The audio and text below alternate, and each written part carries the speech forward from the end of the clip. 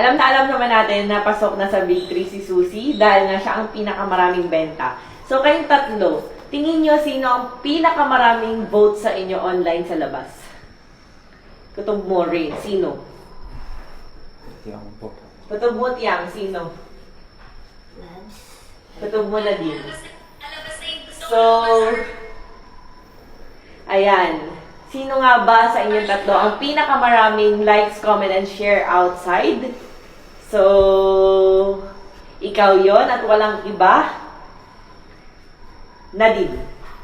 So, ayan. Pero syempre, dito nagtatapos, meron pa tayong benta. Ikaw naman, Ray, tingin mo sino ang pinakamaraming benta sa inyong tatlo? Ako. Paano mo nasabi?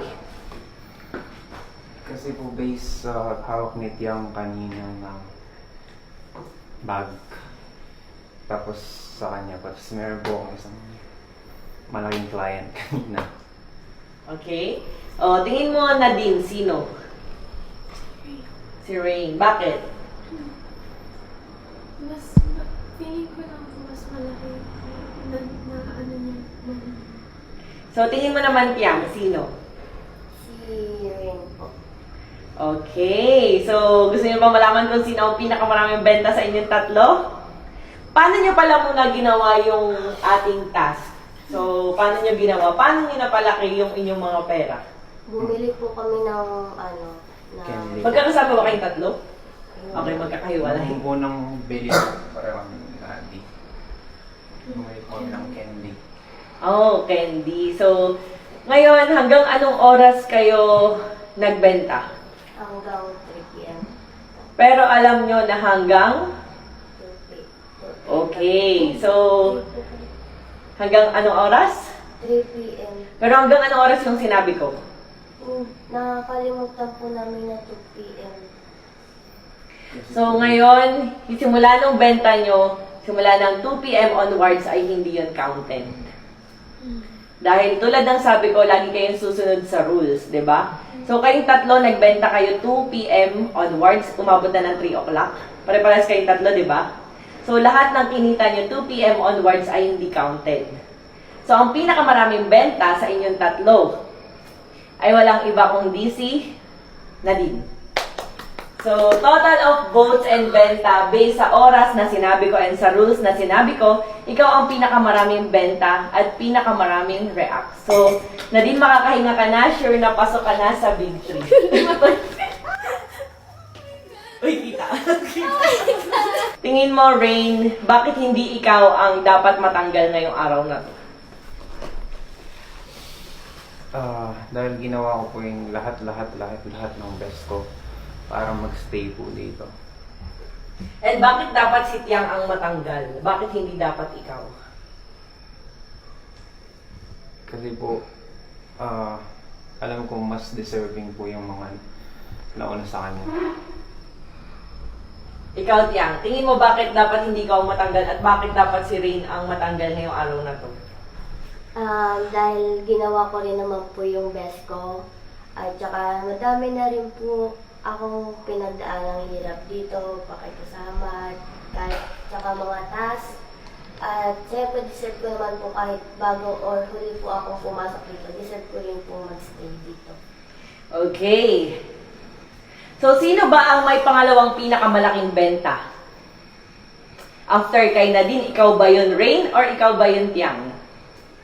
So, ang sumunod na pinakamaraming benta kay Nadine ay walang iba kundi si Rain. At syempre, nangulelat ka sa benta, Tiang. Pero syempre, ang 50% ay manggagaling sa voting online, likes, comment, and share. Isa sa inyo ang nakakuha ng 8,000 plus reacts. At isa naman ay nasa kulang-kulang 2,000 lang. So, combination of total votes.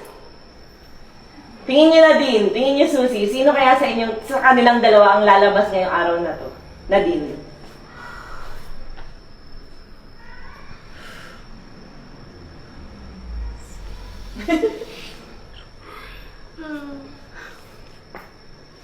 So, isa sa kanila ay nakakuha ng 8,000 plus votes and isa ay kulang-kulang 2,000 votes.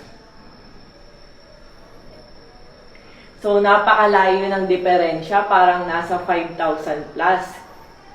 And syempre, kung sino man sa inyo ang may 8,000 plus votes, ay siya ang mananatili at mas mataas ang ranking.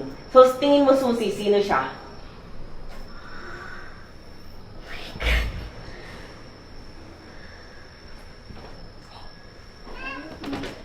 Feel ko po si Rain. Si Rain ang? Pinakamababang hearts. Tingin mo, tingin mo, Nadine. Si Rain po, pinakamababa. So, congrats dahil pasok ka sa Big 3. Congrats dahil pasok ka sa Big 3. Tiang. Rain, maaari ka na magpaalam sa our mansion house.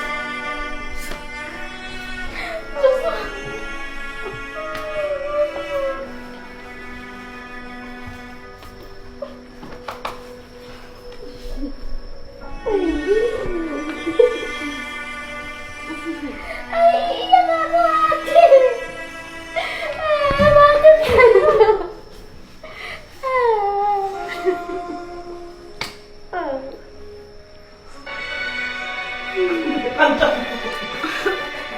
Love.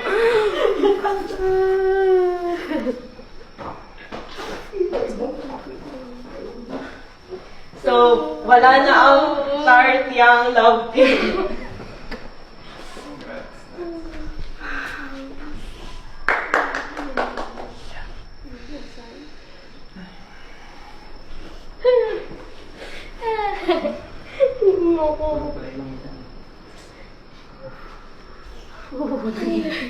So, ayan, Rain, pwede ka na mag-impake at lumabas sa our mansion house.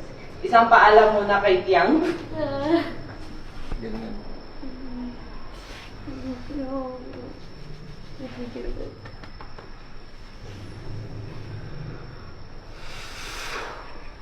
Galing nyo guys, proud ako sa inyo.